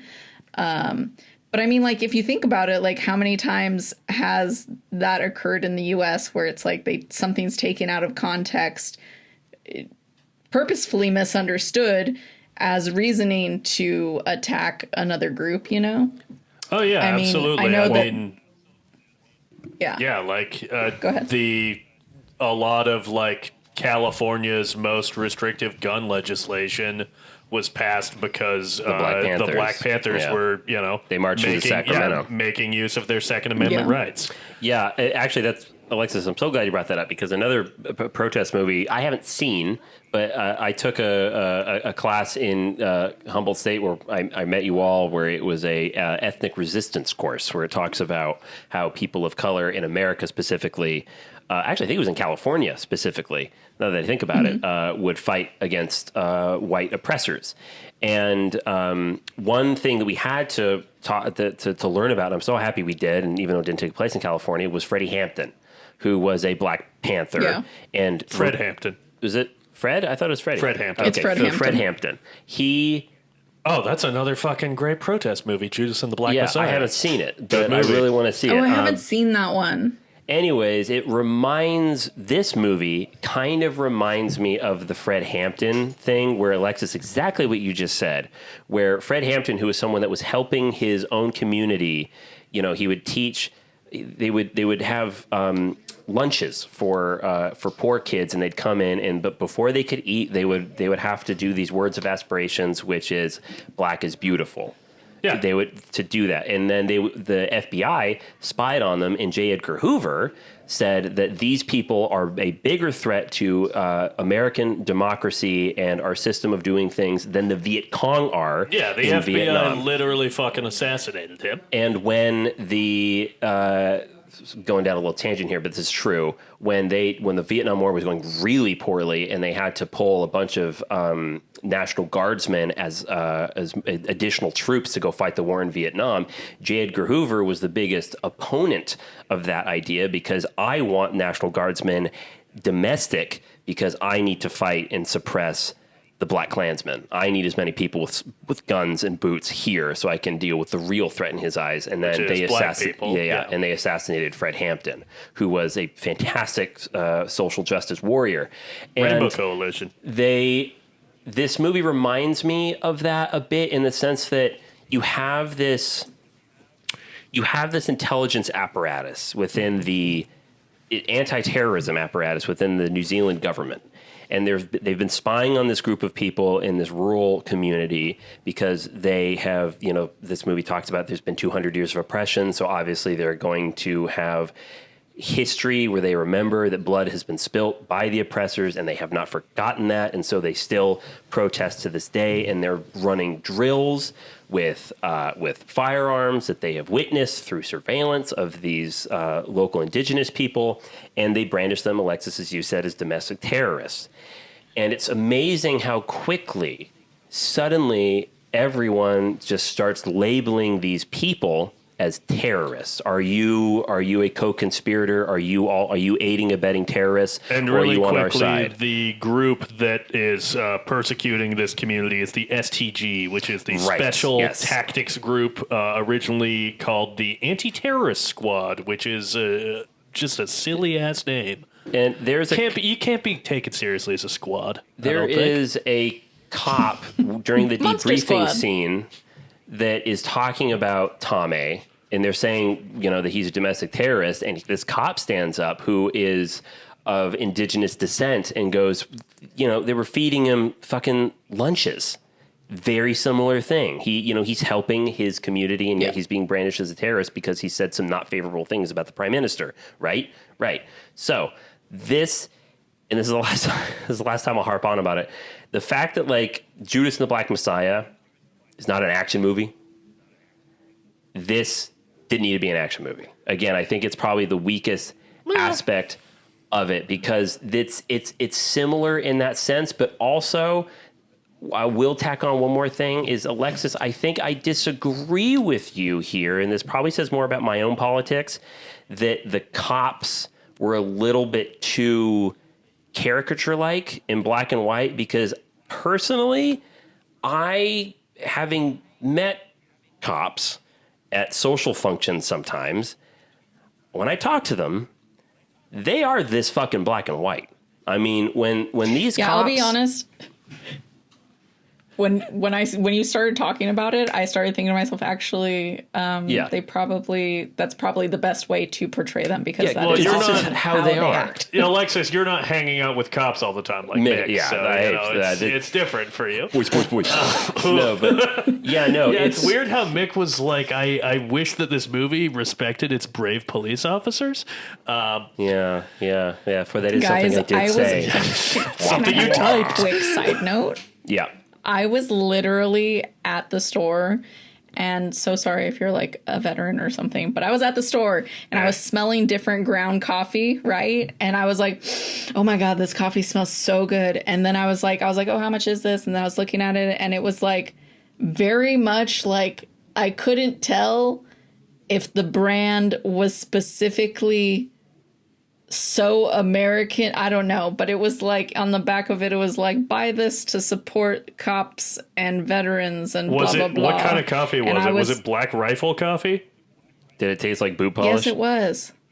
Oh, Black Rifle coffee is a fucking right-wing psycho brand. They there was literally an article about them recently where they were like, it's been difficult for our business that so many people wearing our merch were at January 6th. Yikes. Yeah, they did like advertisement. I've heard about that. Yeah, they did advertisement with Kyle Rittenhouse. Oh, so, God. yes, Okay, Alexis, well, you are so- correct. You nailed that. Great, because I put it back and I was upset because it smelled really Hell good, yeah. but I put it back and I was like, No, you it know smelled what? bad. I just can't trust you. Good It's trouble, really Alexis. good, Good and it's trouble. hard to Great. find. It's hard to find light roast that's already ground that smells Great good. fucking There's usually only instinct. like 5 of them at the store, and I put it back Alexis. anyways. And I went with the second less, not as good smelling one. So you know what? That was. Hey, I did my part. Sometimes, Good. Nice. sometimes Look you at got, you. sometimes you got to grind your own beans for the cause. That's goddamn right. I've said that many times myself. I've heard you say that I just say it all the out time. loud when I That's- grind beans. you walk around the apartment going, sometimes you gotta grind your beans for the cause. Sometimes you gotta grind your bean for the cause. I'm like, Mick, get your hand out of your pants. So, yes, I would say that a problem I don't have with the movie is the portrayal of the police being psychos, of just like jumping on the bandwagon of like labeling normal ass people as terrorists. That part I didn't was have an not issue saying with. that I No, I I needed know. them to be Alexis, you were better saying or that you love anything. the police. Yeah, I'm that's pretty what I sure. was hearing. You I were was saying hearing that the you just thin- the bought Blue Lives you're Matter? saying you just bought Black Rifle Coffee Company. Yeah, that's what we were hearing. We were That's reading what I between the heard. lines. Those It was blue actually lines. crazy. You know, to be fair though, like literally of all the people on this podcast, who's the one who basically chose an ACAB movie for their pick, you know? And who also has now put in their top 24 movies a movie that is basically about telling the British cops to go fuck yourselves, you know? This is That's a right. this is It a was film me. majors where we all try to out left each other. It's a big competition Well, here. again, It's a close it's race. difficult because Mick and I are both ACAB assigned cop at birth. We're working against our general look and vibe. Grind the beans, grind the beans, grind the beans, grind the beans, grind the beans. So movie time. This movie, Yeah, what about it, Mick? it's got a camera. Alexis, Yeah, Alexis, say take it away. words. Say words. Oh, I love the children in the bus. That little boy, he was so cute. What was his name? My Greg? Funa? I don't know. You know what I didn't Gosh, fucking like? I mean- Sorry. Shut the fuck up. Sorry. I also like the kids on the bus. I was a liked, knee-jerk I liked that little boy whose name I do not remember because he was like, they'll be giving us food soon because you have to feed prisoners of war. I'm like, goddamn, that's Yes, the he right was fucking like- mindset, kid. He was like, "Are you ready for your Happy Meals?" And they're like, "Why?" And he's like, "Because they have to feed us if we're prisoners of war." Oh, that's what he said. He's like, "If they keep us long enough, they have to feed us because then we're prisoners of war." And I was like, "Wow, look at this kid. I love him. You know what? Good Kid for fucking you gets knowing it. that." I mean, maybe I wish you didn't have to know that, but all right. Yeah. What didn't you like, Mick? Oh, yeah. I didn't like you. So the character of Potaka, who is, we're introduced to him as being like he's a regional police officer, but then we realize that he's the one in the ghillie suit who is recording audio of the secret meetings amongst this group. And Rama. you know what I didn't like about him? What? Well, aside from everything he stands for, but the scene where he is wired and he's talking to Cliff and he's just, this motherfucker is just masticating like a So goddamn maniac. You hate him as because the- he's like you? Yeah, no, Mick. No, Are you Mick is serious? No, Mick is upset. Mick Are is you serious? No, Mick is upset because he's empathizing with the cops who have to hear gum chewing over the wire. Yeah, and I Mick am. is like, it would be a lot more efficient to bust these marginalized brown people if you weren't chewing gum. No, he's not chewing That's gum. what- He's that's eating what curry. Mick thinks. He's eating a goddamn curry, and it's gross. Is he eating curry? I hate how he's eating dinner. Is he eating curry? It's something like that. Why'd you say curry? It looks Are you like hungry? curry. I'm gonna No, I had put- pizza before this. Nice. I'm gonna put somebody who eats exactly like you in a movie someday. When do I And I eat hope- like him, Alexis? and Do I I hope- eat like him? Yes. No, I don't. You You're a don't loud eat eater. like him, I'm but not a you loud but eater. you eat in a way that I- is. I'm like- hey, first of all, okay, and then I'll get to the secondly. But first of all, I'm sharing the fucking love here. When I eat my food, I want you to be a part of the auditory experience, okay? You are fucking welcome. And secondly, No one wants to be a part of the auditory. and secondly, sometimes people don't know what they want until they get it. But I will say this, Potakas goes way too far. Way too far. Is this our worst episode of the show? No, I don't think it is.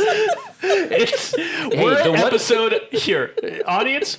If you're just tuning in to the Film Majors, number one, I'm sorry. This can't number be two, the worst Don't episode. apologize. It's That's very lower class. impossible. number two, this is episode 99. That's crazy. We're getting we've- worse. We've had so much time to get good at this, and we've gotten worse on purpose. Well, hold on. Is it the Film Majors or is it the movie? I think it's us. Okay, I Is think it? the thing is that the movie, since it is, I would say, relatively average. It's not like even for me, like I feel like I rate everything like a 4-star. You know, if I like it, you know, this is a 3.5 for me, like easily. You know, where it's like I like the movie, but like there's problems with it that like I can't ignore. You know, that make it. Yeah. Not as good as it could be. And that's what I'm saying is that this is a movie that could be better. There's definitely a lot of movies that I'm like, I can't make this better. But you know, there's definitely ways that this movie could have been better. So you're blaming the do- movie for this episode being bad, and you're blaming the movie, and I'm blaming us because I think we're bad. I think we're good. I love us. It's called self-love. God, you're Look so, yourself in the you're mirror a so second, tell fucking that healthy. you love To you. be honest, we've always been bad. Yeah, that's why the people tune in. That's my secret, Cap. Yeah. I've always been the worst podcast. I maintain that I am possibly the worst podcast host because I don't actually think that I'm very good at making my opinions in words spoken aloud.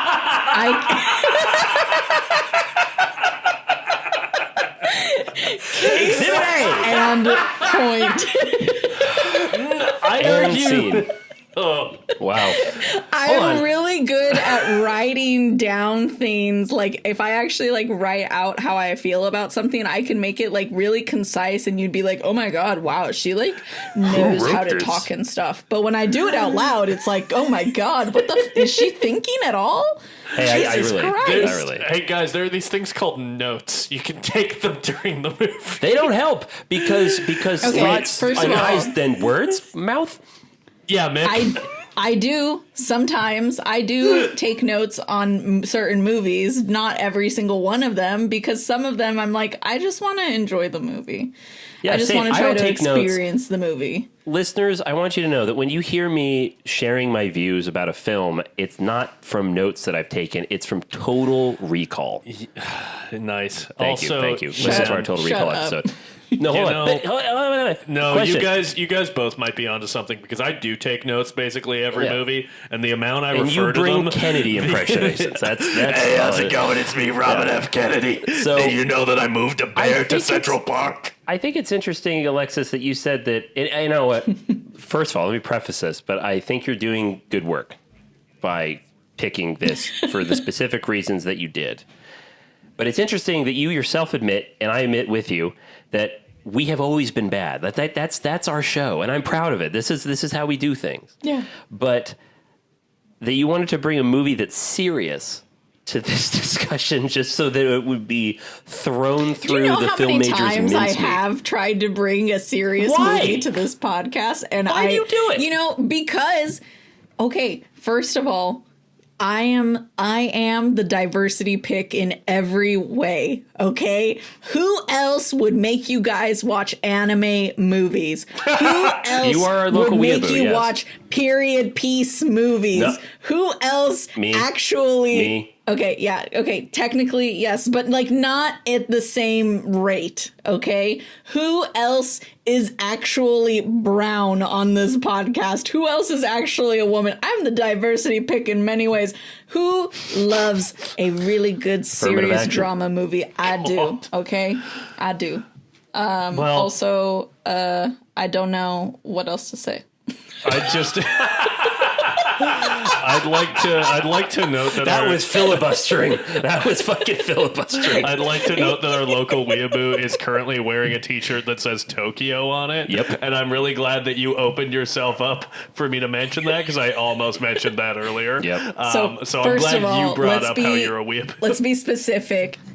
It's Tokyo Jujutsu High, which is from There's no JJK, question mark on the shirt.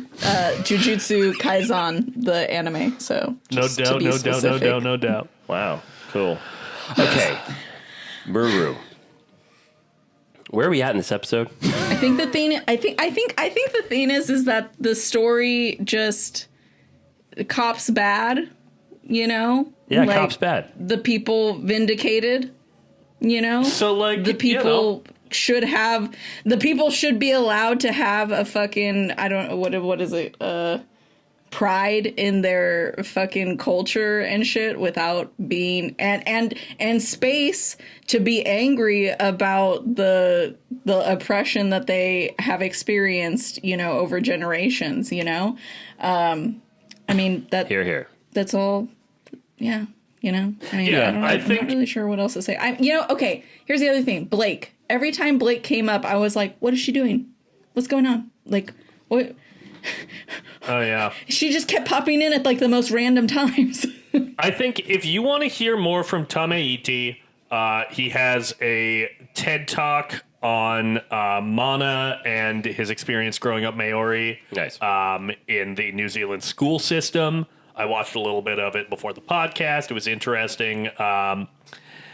And if you want like good film criticism, there's a lot of podcasts out there. But if you want bad film criticism, then stay right here with the Film Majors. 'Cause Entertaining. we've got a lot more to offer you. Entertaining. And God damn it, we're gonna bring it to you. Positive affirmations. Yo, okay, also, can I just say there's the moment where like the guy is like, "You gotta take him out, he's a terrorist," right? And then he ends up shooting the cop, and I was like, "Yep, that's the most accurate thing I've ever seen in a cop movie." Is took out just the terrorist. somebody being like, "Oh, I should take out the terrorist," and then they shoot a fellow cop, and then they blame it on the terrorist. I'm like, yeah, that tracks.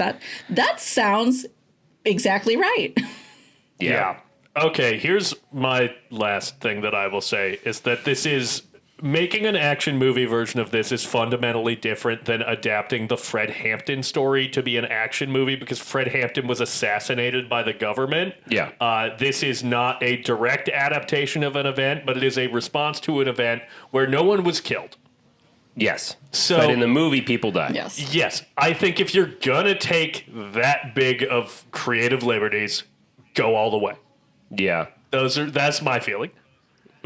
I think that it's perfectly reasonable to suggest an action movie version of this. I think it's fucking offensive to suggest an action movie of the Fred Hampton story. Yeah. So they're not the same. Well, no. But it's my point was that there are similarities with it. That this is, in other words, this is a government that is overstepping and abusing the power that they have to inflict lethal consequences on a community of justful and rightful protesters. In that vein, in the sense that yes, Fred Hampton, obviously that was a real thing that happened. So you could do it in an action way with the whole siege and everything. Like, you could have had that be maybe like a powerful thing or something, but I just don't think that would work. It's probably why they didn't do that. And here again, it's not an ethics thing. I don't think it's necessarily a bad taste issue. I just think that this story doesn't fit action. It's not action packed enough for the action stuff. Could have packed a little more in there. So that's the thing. If you're making a fictional one, I think you should take it all the way. That's the thing. And you and I were not really disagreeing. It's just that with how much they teetered the line here, I thought with the story that they did give, it would be better if they had gone the drama route. If they had put more action in it, then would have been a better action movie, wouldn't it? Okay. So, we talked earlier about how AMC Stubs should sponsor us. Yeah. You know who else should sponsor us? Yeah, what was this about? Tubi. Oh, yeah. This film only got U.S. distribution on Tubi. This is technically, even though it was produced by the New Zealand Film Commission, by the way, shouts out once again. Which is cool. Very cool. This is technically a Tubi original. Yeah. This is our first Tubi original. I'd like to contend that we do not cover another Tubi original until Tubi ponies up and pays us money for advertising, because I've emailed them and I'll email them again. Tubi, the ball is in your court. Give us money. Check your spam folders, Tubi. I have to Tubi. question whether or not Tubi is in fact in the pocket of the oppressor. Uh-oh. In this Who's to say? instance and every Can't prove instance. Tubi, are you not ACAB? Is that what's happening? Are we too leftist for you? I don't even That's think true. we're like This as group. leftist as you can get, you know? If you want to oppose police brutality, you should give this group of people money specifically. Right. That's the best use of that. I will say that I did really like how the movie This opens. is not the right movie to say that. I don't know what you're talking about. I do really appreciate Mean it how sincerely. this movie opened with, this is not a recreation of events, as we've said before. This is a response, and then cuts to fog-filled hills of New Zealand and says, funded by the New Zealand Film Commission. I love how the movie opens with one branch of the New Zealand government going, this is wrong. And then it then cuts to, this is funded by the New Zealand government. It's cool. I enjoyed it that. opens with, this film does not represent the views of the New Zealand police. Yeah. Funded by the New Zealand Film Commission. This is why we need to fund the arts. Yeah, they sit at opposite ends of the table during the big government galas, I'm sure. Here's the other thing that I maybe would like to put forth is that I know that like in the original conflict, like nobody died, and I think that most of the people ended up getting off on the charges, the weapons charges, or the only thing that they could really get people even on was having weapons in the first place. Yes, but I think it's Tom interesting to got on weapons charges. Yeah, I think it is interesting said. to have. I think it's a solid choice to have characters die in a film that is a response to this, because it makes it final in the way that these people who are intrinsic to their community will not be available. Their wisdom will not be passed on. There's like it shows you the how there will be like a gap, a hole in that community. And that type of thing still happens even if people are just arrested. You know, if they're detained for like long periods of time, you have a hole in your community with something that is like that tight knit. I think just like seeing it with death like makes it like so final and brutal, you know, obviously. Mm-hmm. But I think the point is still the same, is that you're tearing apart like a community, you know, and you're depriving it of like the vital essences of it, you know?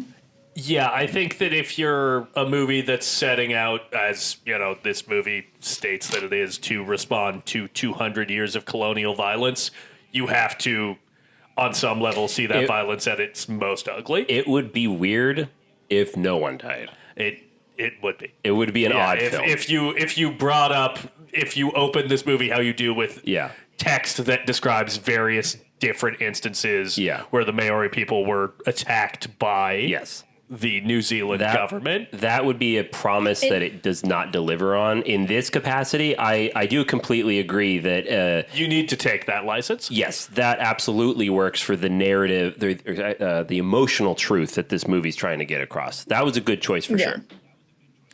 And I think it is also interesting for the one cop who is also indigenous, Potaka, I think is his name, for him to have been killed by another cop accidentally, you know, which is that, like, he wanted to be on the right side of things, and to him, being on the right side of things was aligning with the government, right, and supporting them in possibly detaining people, and in doing so, literally made his life forfeit.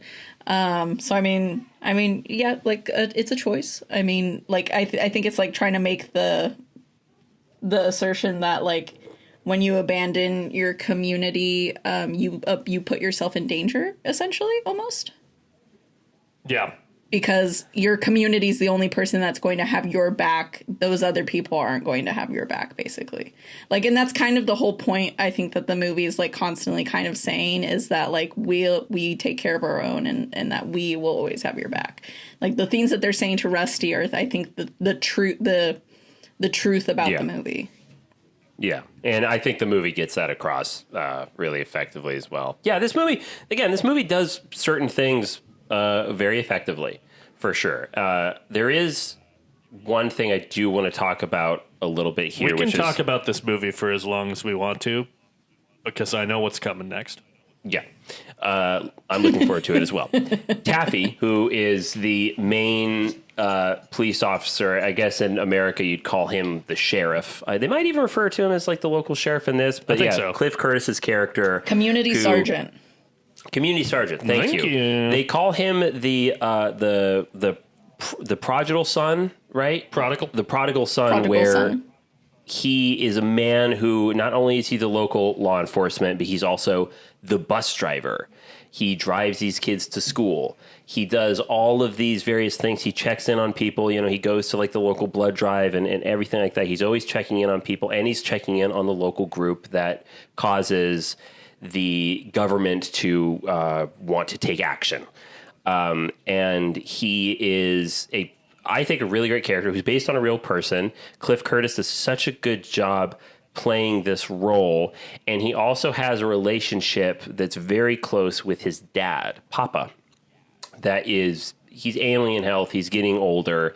And that was one thing that I don't know about how y'all felt, but it did kind of bug me a little bit, like, as a character choice, that he was always going to his father even when shit was really starting to hit the fan, and in a sense that he didn't know that the police had gotten to his father and basically took him fucking hostage, which is fucking crazy. Well, this old injured guy. His dad is on dialysis, so I think so. I feel like maybe that might be the reason. And also, do you understand the phrase prodigal son? Yes. Yeah, it's a religious term. Yeah, I understand. Thank you, Alexis. Yeah. I understand Just what it making means. sure. Yeah. For I did pronounce it correctly. But no, yeah, it annoyed me that when things really started to pop off, he was like, I need to get to my dad. It's like, dude, you are like the local sergeant. You maybe need to be with everybody else right now. I get it. Like, you know, he's a good son and everything, but that's the whole thing of his character, like him being the prodigal son. He left this community and he was a cop somewhere else. He's a prodigal son because he returned. And there's a point in the movie where he's talking to some woman and she says like, oh, you did come back. And he's like, yeah, I did. I came back. And she's like, for your dad, you know? So like, I don't know. I mean, I feel it's just like it's the tenet of his life that, that's the most important person to him. I mean, I thought his priorities were a little muffled. Just for me. Like, I get it. And not everyone's perfect. And maybe in a way, yes, but I that mean, is perfect. also, but I think I can see why in being a cop, he has like isolated himself from his community in a way. Especially in being a cop not in their community necessarily. Like, he went out and was a cop somewhere else and then came back, and it's like very clear that there's a lot of people that treat him as if he is now the enemy. So I mean, I can imagine that, like, I don't know, maybe the person that he feels the most comfortable with is only his dad, and maybe, I guess, Blake, and the children somewhat. the kids. It didn't bother me. I understand, especially if his father was like on dialysis. I guess I would understand. Yeah. No, I get it. Like, it's good. He loves his dad, and I would do the same thing. But I think just for a certain degree, Would you? Yeah, I would. God, Alexis, you think I'm a bad son? Yes. You think I'm a bad son? I don't know. I've never met your You dad. guys think I'm bad? You think I'm a bad son? I'll message Mark. You think I'm a? You think I'm not you're a ragging prodigious on son? this guy for prioritizing his father's hell in a Yeah, but crisis situation, which Listen, Kids were being held hostage on a bus. I'm sorry, Dad, but hold on. I gotta the save these kids were kids. fine. all that I'll say. The kids were fine. You sound like the cops. All that I'll say is that I'm excited to see Cliff Curtis return as Tonawari in Avatar: Fire and Ash next year. Little sad it's not Oh, called that's the already next Seed year? Bearer, because Is that what it used to be called, the Seed Bearer? It was rumored to be called the Seed Bearer. That was a going bit for us for a while. Yeah. It was a shame. They Yeah, probably heard our well, podcast. No. So it's like, we you're can't. going to be I don't bearing wanna my hear sins that any one. day now. Is there anything else we want to talk about with MURU? Honestly, we've talked about it more than I wanted to, but that's okay. God, you're a We bad just person. barely hit the movie mark, so let's wrap it up here, guys. Any Yeah. last thoughts? Mick's a bad guy. I'm a good guy. You're a bad guy. No way, I not think Mick's we good milked. no chance. I think we milked the udder for all it was worth. Movie was okay. Yeah, I'm glad to have seen it. I agree with it politically. I don't know if I agree with it as a movie, how it Creatively? unfolds. Creatively, not the Tubi strongest film. Should sponsor us. Tubi sponsor us, AMC A-List sponsor us. Thank you for listening to our episode 4. We worked really hard on it. Oh. What are you so sad Yes. about? You know what I'm fucking sad about. Come on, you have only good things to look forward to. I don't know. Doesn't he, Alexis?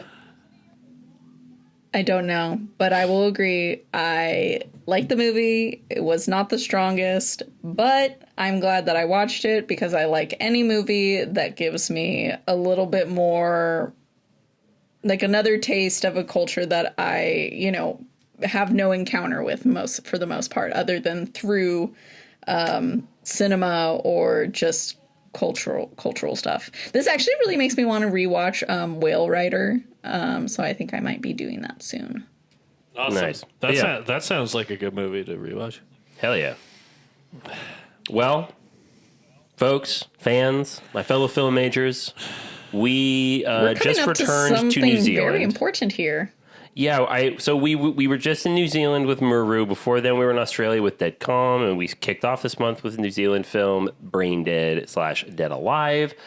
I think we should probably go back to Australia because film majors, you've probably heard, Zach say that this was our 99th episode, which means that next episode, crikey, it's 100.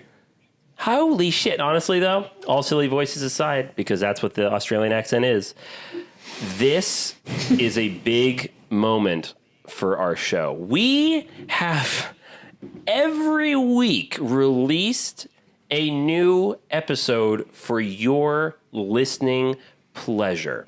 And I don't care what Zach says, we're a good podcast, and you should be listening to us and liking us, sharing us, giving us reviews and ratings.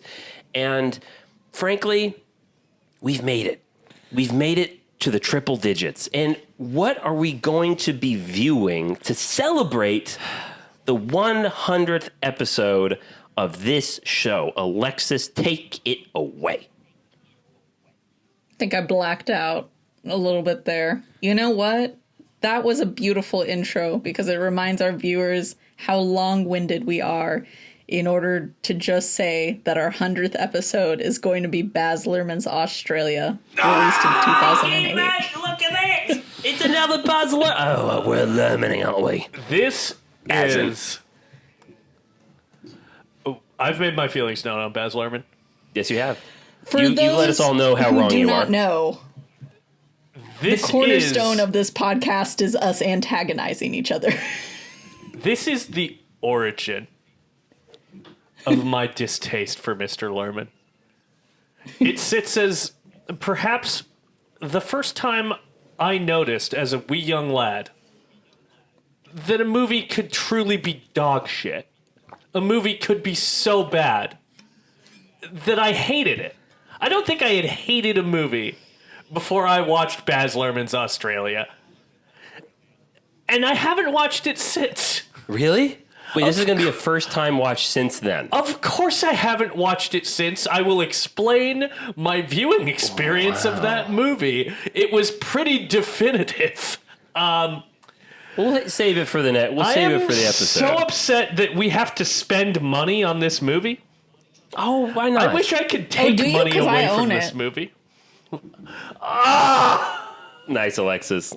You got him by just saying the truth about who you are, and I love Yeah, that. I don't have to buy this at all because She I doesn't- already did. She doesn't have to apologize for her ignorance the way you do. If you're not a sick fuck, then you can rent this movie on YouTube, on Amazon Prime, on Google Play Movies, wherever you fucking rent movies online. Or if you're just the sickest person in the head, you can own it like Alexis does. Ugh.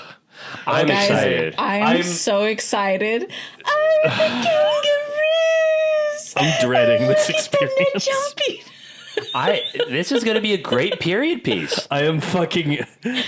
I have not felt So dread good. in my heart like this for a long time. You don't like Nicole Kidman or Hugh Jackman? No, I do. That's like honestly Well, get speaks ready, buddy. You're even gonna more see more of to it. how much I fucking hate this Zach, thing. you're going to see more of them, and you're going to see I a actually lot of really- them because it's a long movie. It's I one actually- might say the longest. I really want to watch this movie called Walkabout? From Yeah. 1971, because the guy who plays King George is the black boy in this film. Like, that's literally what his name is in the film. Like, that's his character name, because there's just girl, white boy, black boy. That's it. So, and famous this was how he sensitivity from started Mr. out in Luhrmann. films. Yeah, good. No, A this is the director 1970 famously good at dealing with racial dynamics. You're talking about the movie from the 70s. No, I'm talking about the movie from 1971. It's called Walkabout. It's literally just got a girl, a white boy, and a black boy. We're not talking about Australia. That's the Sorry, three Zach. main characters. Yeah, no, It's but not- I really yeah. want to watch Walkabout because it's the guy who plays King George in Australia. His name is David Gupilil. I probably fucked that up. But yeah, no, that was like the first movie that he ever did, and he kind of Wow. like accidentally became. You try like, to cut a him very down, you just can't popular do it. Cool, maybe we Aboriginal should star. watch that instead. That's a bad idea. Because you know what's going to bring our fans great entertainment? You know what? You It's can watch Australia. it as a companion piece to Australia. Because I've actually heard it's very good. So, you know. You can watch me jump off a building as a companion piece to Oh, come Australia. on, Zach. Grow up. Grow up. It'll be fun. All right. So where Grow can up, people find us on Zachary. socials? You can find the He did Film say. Majors podcast Oh. on Instagram, Threads, Blue Sky, and TikTok. You can find me bleeding out in a gutter, and you can find us on YouTube. You're goddamn right. That is exactly how I feel. That's Mick, you're voicing my internal monologue. I know. You can find me us on posted on the YouTube. couch. God. Subscribe to us, the Film Majors. Fuck it, whatever. All right, let's get out of here. Like, comment, subscribe. Bye. Love you, bye.